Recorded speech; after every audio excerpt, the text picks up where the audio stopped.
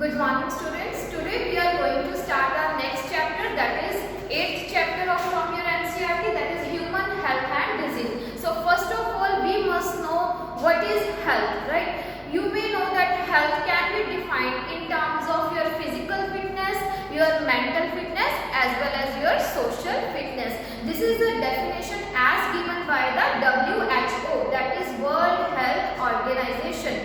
So according to WHO, the health means the physical fitness, the mental fitness as well as the social fitness of a person, right? So this health is being influenced by the three factors, right? Number one, the genetic disorders, right? A person who is suffering or who is born with some disorders, that is known as genetic disorders, or the disorders which a child inherited from the parent, right? That is termed as genetic disorders. The example of this one is like sickle cell anemia, right? Sickle cell anemia. So this health can be affected by the genetic problems. Number second, the health can also be affected by the infections, right? These infections are caused either by the bacteria or you can call it as a pathogens, right? These pathogens can be a bacteria, it can be a virus, it can be a fungi, it can be a worm. So different kind of pathogens are there which are the disease causing microorganisms. So the infections are caused by the pathogens which are causing certain kinds of diseases, right? So the example of this one is influenza. Right? The next one is the lifestyle. Our health is also affected by the lifestyle we used to live with, right? Or you can say the exercise we are taking or we are not taking exercise, that is also affecting our health, right? The food we are taking or the balanced food, you can say the food we are taking is rich in nutrients, minerals, carbohydrates, right? If a person is not taking that balanced diet, that the person will suffer from certain deficiency disorders. So the lifestyle also affects our health. So there are basically three factors that affect our health. The one is genetic disorders, the second one is your lifestyle with which you live, and the third one is the infections. That means the pathogens which are surrounding you, means the air we are inhaling, the water we are drinking or the food we are eating, right? That should not contain any kind of pathogens, right? That the water should not be contaminated, the food should not be contaminated. If that food or water we consume is contaminated with certain kind of pathogen, then our health will be affected, right? Now, what can be done to improve the health, right? How can we improve our health? So, just do the opposites of that, right? That affects our health. If we are going to maintain all such parameters, for example, we are taking a balanced diet, right? That balanced diet means which is rich in proteins, minerals, vitamins, carbohydrates, roughage as well as water, right? If we are containing all that things, right, we will not suffer from the deficiency diseases. Second one, maintaining a proper hygienic conditions means your surrounding in which we are living, that should be neat and clean. If our surrounding is not neat and clean, then the pathogens can enter into our body through the direct as well as through the indirect contact, right? Next one is the personal hygiene. Your daily routine means we have to take the exercises on the daily basis. If we are taking a plenty of exercise, or we also need a rest for our body to conserve the energy, so that if we are suffering from certain kind of cell degeneration, then our body is able to just repair that process, because we are conserving our energy and that energy is being used for the repairing of the cells, right? So this is all about the health. Next we are going to discuss about the disease, right? Disease is made up of two words. You can say dis plus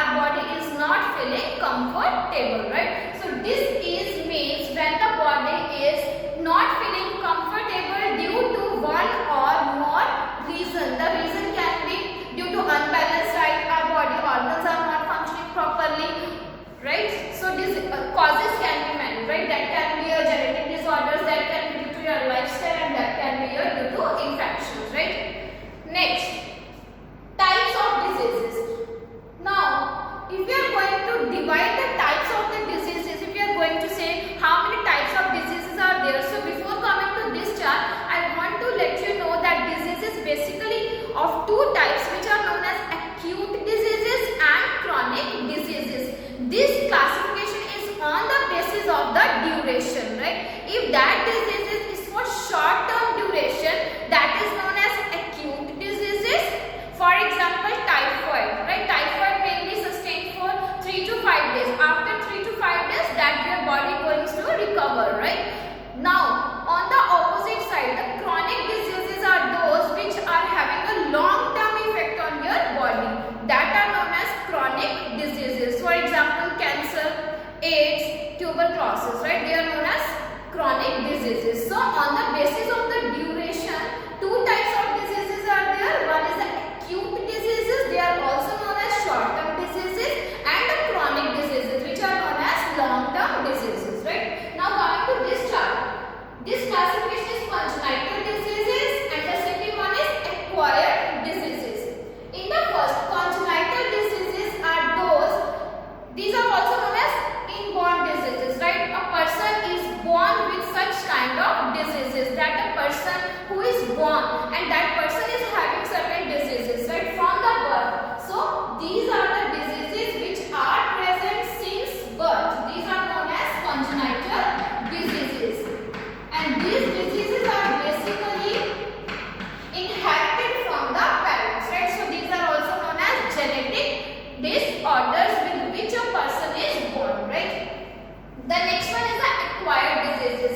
Acquired diseases are those which are acquired after the birth of the person, right? This can be the infectious diseases. This can be a non-infectious diseases. Infectious diseases are those which are caused by the infectious agents, right? Like pathogens. These are caused by the bacteria. These are caused by the viruses. These are caused by the protozoans, right? So the diseases which are due to pathogens,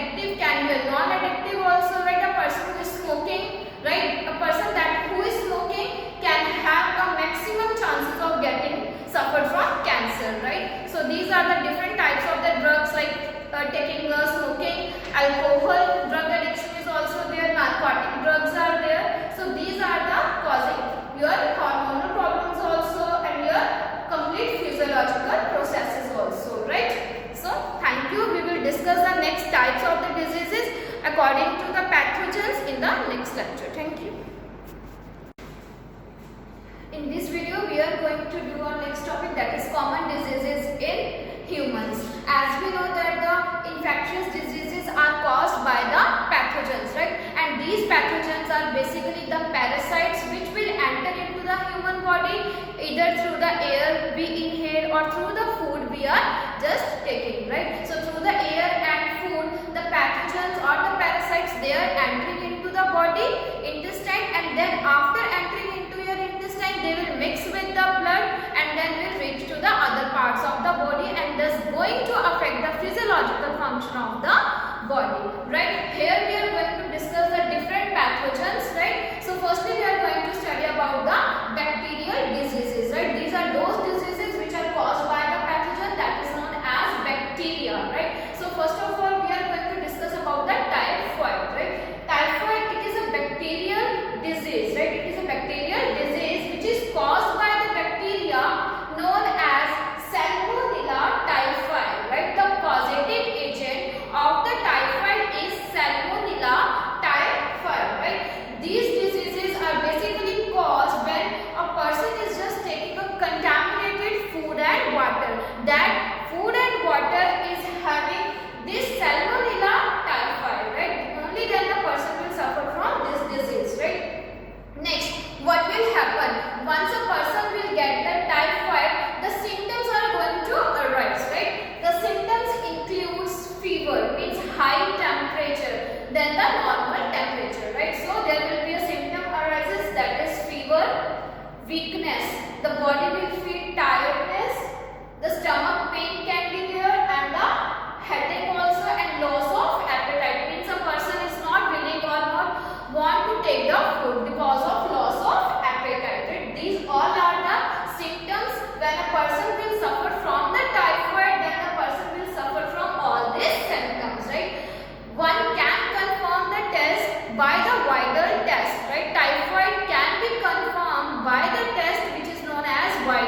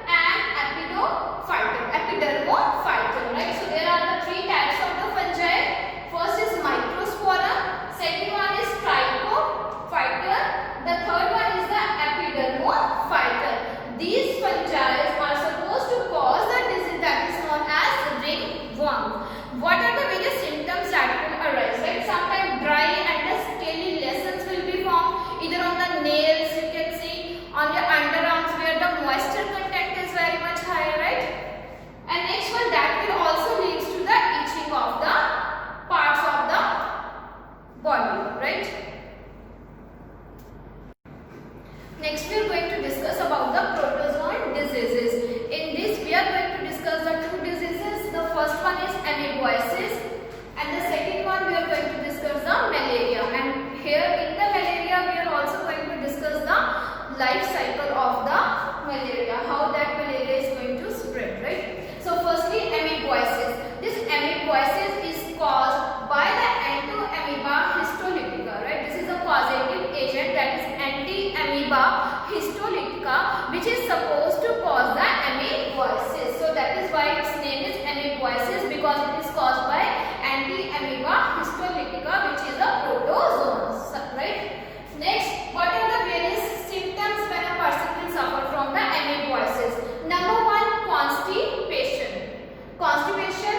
The second one is the abdominal pain. The next one is the stool with the excess mucus and the blood clots, right? When a person is going to excrete, then that will be also having a mucus as well as the blood clots along with it, right? What is the cause, that how that disease is separate?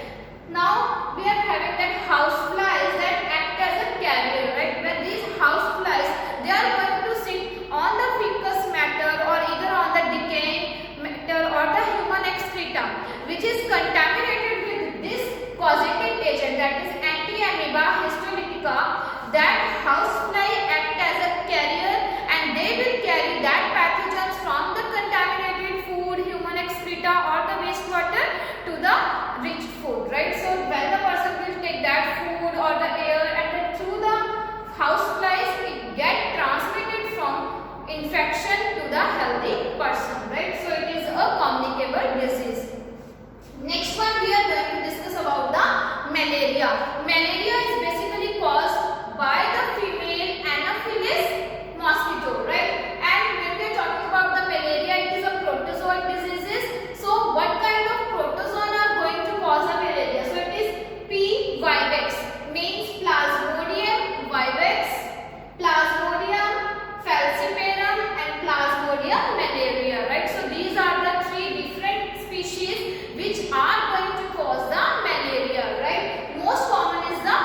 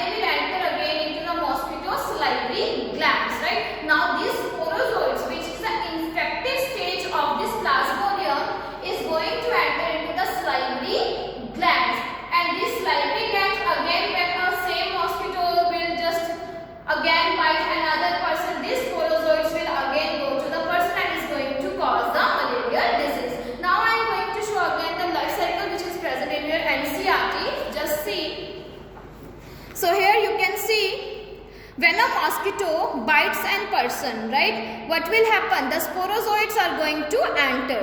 These sporozoites will go to the liver and is going to multiply there in the liver cells.